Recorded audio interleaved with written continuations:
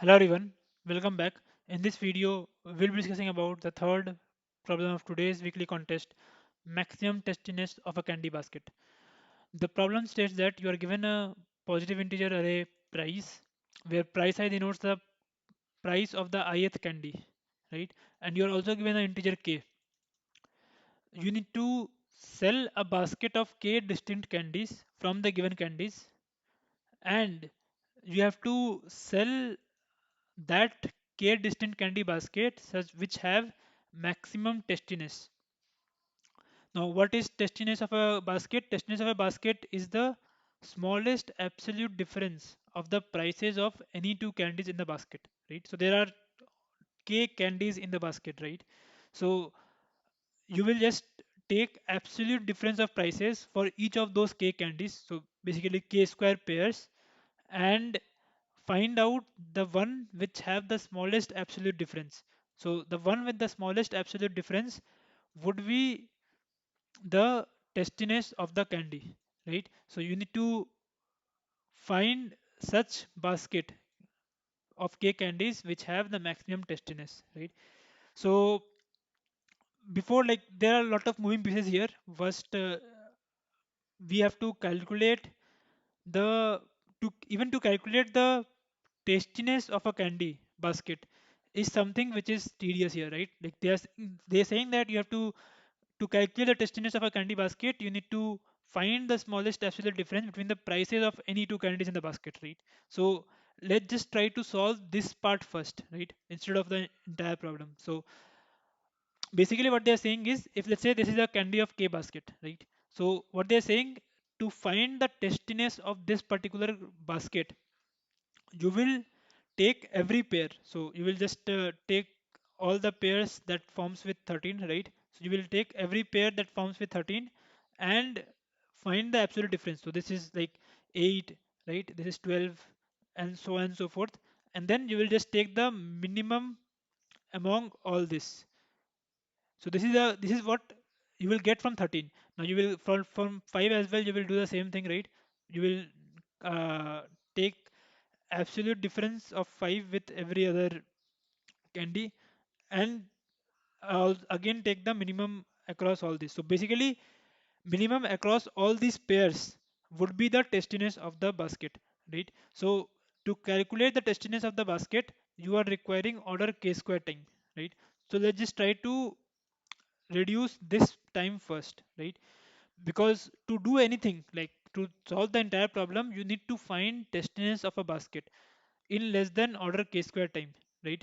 Because order k square time would not be sufficient anyways. K is 10 to the power 5, so k square time would not be sufficient for anything that we will be doing, right? So let's just try to solve it in less than order k square time, right? So how to do this? So first of all, notice that we want minimum absolute difference, right? So 13, which number will give minimum absolute difference with 13?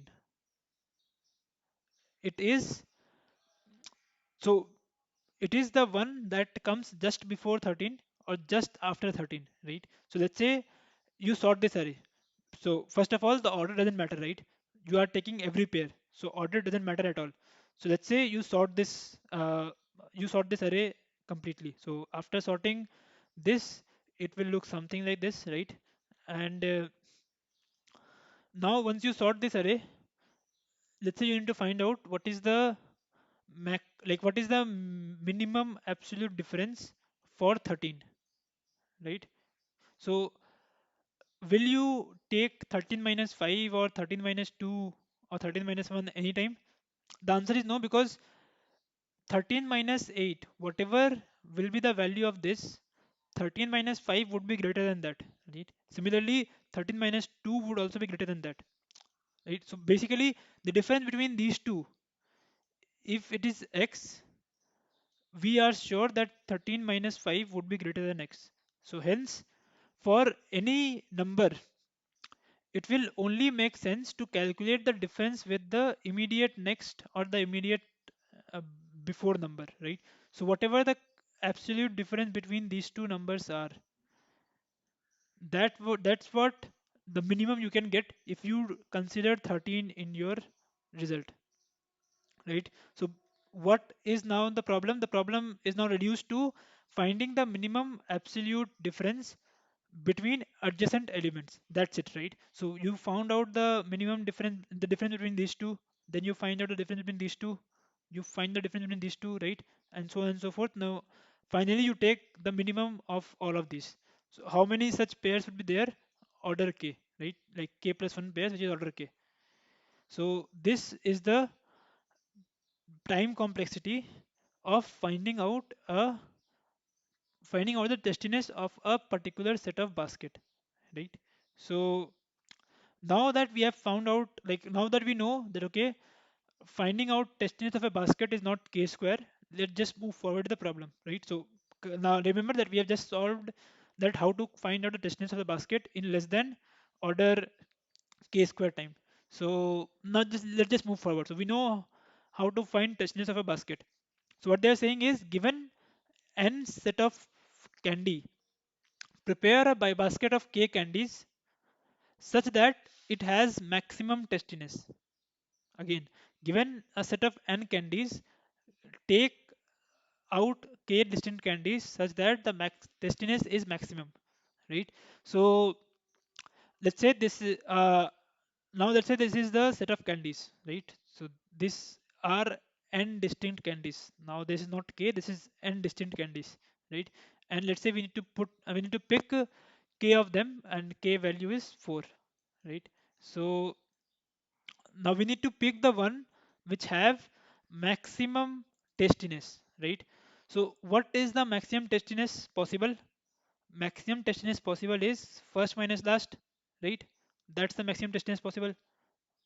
So the maximum tastiness is 10 to the power 9, because the value can be up to 10 to the power 9.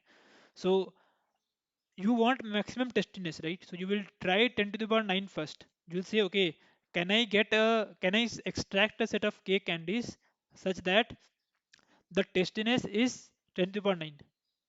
If the answer is yes, this is your answer. Otherwise, if the answer is no, that okay, you can't extract a set of k candies from here such that maximum tastiness is 10 to the power 9, you will try, okay, can I extract a set of k candies such that maximum tastiness is 10 to the power 9, 10 to the power 9 minus 1? If the answer is yes, this is your answer. Otherwise, you will move forward with 10 to the power 9 minus 2. Right? You will say, okay, can I find a set of k candies such that maximum testiness is 10 to the power 9 minus 2? And so you will move in this fashion until you hit your answer. Like until you hit an integer which says, okay, I can. Let's say you hit x. You're saying that, okay, I can extract a set of k candies from this n candies such that maximum testiness is x, right? So until you hit this point, you will keep on searching and finding out, okay, given a particular x, find me whether I can extract a set of k candies from this such that the testiness is x, right? So how to solve this? Given a, like, basically you need to solve this function, right? You need to write this function which say, okay, uh, given tastiness x, tell me whether x is possible or not, right? So how to solve this? So you have to write this particular function. What is the brute force manner you can solve this? You have to extract k integers from here, right? So you can just extract, you can just choose k of them, right? Let's say you have to choose 4, so you will just say, okay, I will select these 4, right? And then you can just find out the destination order k time. So for how many pairs would be there, like how many such permutation would be there, and choose k, right? And then for each of them you will be finding out testiness, which would be order k time, right? So that will be the time complexity if you do it in the brute force manner. And surely this will not work because n and k are up to 10 to the power 5, right? So we have to do something better. Like we can't really iterate over all possible subset of k size of this n array. So now think about it. We need we know we want maximum testiness as x, right? We haven't utilized this, so we want maximum testiness as x. So let's say you pick this element, right? Now you want maximum testiness as x. So will you, let's say x equals to 3 here, right? So will you pick 2 after you pick 1? Answer is no, because if you pick 2, you know you want maximum destination of 3. So why will you take a subset where you will be taking 2? You will not, right? Because you want maximum destination as 3. So you will not take, if you have taken 1, you will not never take 2. Instead you will take 5, right? So now there might be a question that, okay, can I choose 5 or can I choose 8? Like both of them are possible, right? Or can I choose 13? The answer is you want a subset of k size, right? So instead of finding out like you would want more elements to be there, like in your array, because you would want, okay, at least 4 elements should be there, right? So you would want as many as you can, right? So why will you skip 5 at all? Because skipping 5 means that there is one element which you might have taken, like which you might take, but you are skipping it just because there are other possibilities. So let's say instead of 5 you took 8. So if you took 8, there might be cases where you will be skipping some elements here which you might not have skipped if you have taken 5, right? So if you think about it uh, logically, it will always make sense to take 5, or to take the first element which is applicable here. So in this particular case, if you take 1, 5 is the first element which is giving you, like which is satisfying this maximum testiness. So you start with 1, you take 5. Now after 5, you will again hit 8. So 5 minus 8 is 3, right? So testiness we want is 3. So you can take 8 as well. So you will take 8 as well, right? Now you will similarly you will take 13 and 21 as well. So what you see, okay, for 3, for maximum testiness 3, I can get an subset of 5 elements, right? And I want only a subset of 4 elements. So I can just take any 4 of them and I will be done, right? So basically, now instead of finding out which all elements you will take, you are just saying, okay, how many maximum I can take, right? And depending on how many maximum you can take, you will just see, okay, I can take maximum of 5. So I want k. So is 5 greater than equals to k or not? If it is, then it means I can take a subset which is of size k, right? So hope this makes sense. So basically, we have started with all possible combinations. We said that, okay, I will try all possible combinations, which is n choose k combinations, and then I will try to find out the maximum testiness of each of these, which will take order k time, and then among these I will take the I will discard the ones, or I will just see if I can found at least one subset which have testiness as x or greater than x. So we saw that we like this is not efficient because there is lot of unwanted cases here. Like there are a lot of cases where like we don't want to count how many of them are greater than x, or we don't want to count how many are less than x. We just want to know whether it is possible or not. So enumerating everything is something that we can skip, right? Because we don't want all this subset at the first place. So instead of this, what we done is, okay, we know what is the maximum testiness, right? We know what is the maximum testiness we want, which is 3. So we'll just start with 1. Okay. Now again, why start with 1? Because you don't want to skip anything, because you want how many, you want all the elements that you could have taken, right? So you will start with 1, and then you will see, okay, what is the next element that I can take. You will just iterate from 1 to the right and just see the first element that you can take after taking 1. So here it will be 5. So now you will again iterate from 5 and see the first element that you can take after you have taken 5. So it will be 8, and so on and so forth. So after you find all these elements that you can take, you'll see number of the count of these elements, whether it is less than or greater than 4. Based on that, you will just say, okay, I can take a subset, or I can find a subset of k elements such that testiness is 3. Okay, so hope this makes sense. So what would be a pseudocode? Pseudocode would be something like this.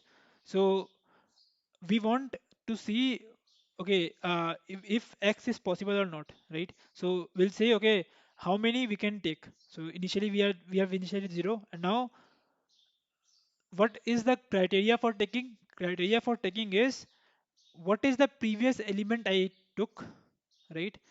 And based on that, what is, if the current element minus previous element difference is greater than equals to the testiness that we want or not. So that's what we are saying. If the current element that we are encountering, if the difference between this and the previous element is greater than equals to x or not, right? So if it is greater than equals to x, then we will take it. Otherwise, we are saying that, okay, this element is not possible. So if we take it, we will just update our previous element, the one that we just taken, and we are saying that, okay, we have taken one more element. Finally, we will say if the number of elements that we have taken is greater than equals to k or not. Based on that, we'll say, okay, is it possible or not possible, right? So hope this algorithm makes sense. Again, just to reiterate why this works, because we want to take as many elements as possible. Now, if you just skip 5 and just take 8, you will be skipping some elements before which you, so let's say with 8 you are taking, let's say, some 13, right? So with 5 as well you can take 13, right? But if you take 5, this might be the case that you will be able to take something which you might not be able to take with 8. So if you are able to increase your element, then why not? So that's the crux. So once you solve this, now if you remember, we have come to this particular problem, whether it is possible to obtain a testiness of x or not from this part. Like we tried testiness of 10 to the power 9, we want maximum testiness. So we tried 10 to the power 9, 10 to the power 9 minus 1, and so on and so forth, right? So for each of these, we are calling this function. And what is the time complexity of this function? Time complexity of this function is order n, right? So we are calling this function for each of these. So what, like let's say the maximum testiness is t. So the total complexity would be t into n, right? And this is something which is not possible because t itself is 10 to the power 9, right? So this complexity is not possible. We need to remove t from this time complexity. So how we will do that? So notice that you are doing a linear search here, right? So can the first thing that should come to your mind is, can we apply binary search here? So what binary search is, like I have a complete video on binary and ternary search. I would recommend you to watch that. That would make your concept of a binary search or ternary search much clearer. So just to like give a glimpse. So we want, like in binary search, we divide the sample space into two halves. Now we say, okay, can we deterministically determine that I can skip either the right half, or I can skip either the left half, and only such in the right half? Like with every pivot, can I deterministically say that, okay, I will skip the left half or I will skip the right half? If we are able to do so, then we are skipping half elements every time, and hence we will be able to we will be able to bring down the complexity of order n to order log n, right? So let's see what happens here. So here we are saying that, okay, testiness of x is possible or not. So if let's say testiness of x is possible, it is true, right? Testiness of x is possible. So if testiness of x is possible, will you ever try anything in the right? Oh, sorry. If testiness of x is possible, will you ever try anything on the left? Answer is no, because if testiness of x is possible, anything below x is also possible, right? Because you are saying that I can take 5 elements from here, let's say 4 elements from here, such that they are separated with a difference of 3, right? So now you are saying that, okay, I take 4 elements such that they are separated with difference of 2? Answer is yes, because you already have 4 elements that are separated with 4. So anything which is less than 4, the same array would be valid, right? So that doesn't make sense to search in the left half at all, right? And we will only search in the right half. Similarly, if x is false, or if this function is false, we are saying that, okay, we can't obtain a maximum testiness of x. So does it make sense to search in the right half at all? So what we are saying is, we can't obtain a set of array where every elements are separated by a distance of 4 or 3. We can't get a set of array that elements are separated by 3.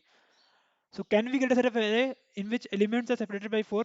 Answer is no, right? Because if you can't even make an array where elements are separated by 3, how can you make an array of elements where separated by 4? So you will completely skip the right half in that case and just only search in the left half. So basically binary search property is applicable here. Hence you can just do, instead of linear search, you can do binary search here, and like number of positions that you will be trying is log of x, right, or log of t, and hence the final complexity would be n log t, right, and that will pass. So let's look at the code. So this is possible function is exactly what we had just seen, so I will not focus here. So the main thing is binary search. Again, we sorted the array as we discussed initially, because to find out the tastiness in order k time is something we want, and that's why we sort the array. And after that we just do binary search from 0 to infinity, and we are saying if it is possible, if m plus 1 is possible, then search in the right half, so l is m plus 1, and if it is not possible, then search in the left half. So we just decremented our r to m. Okay, so hope this solution makes sense. If you have any doubts in this problem, please post them in the comment section below. I would be happy to answer. If you like the video, give it a thumbs up and do subscribe if you haven't already, and I will see you in the next one. Thank you.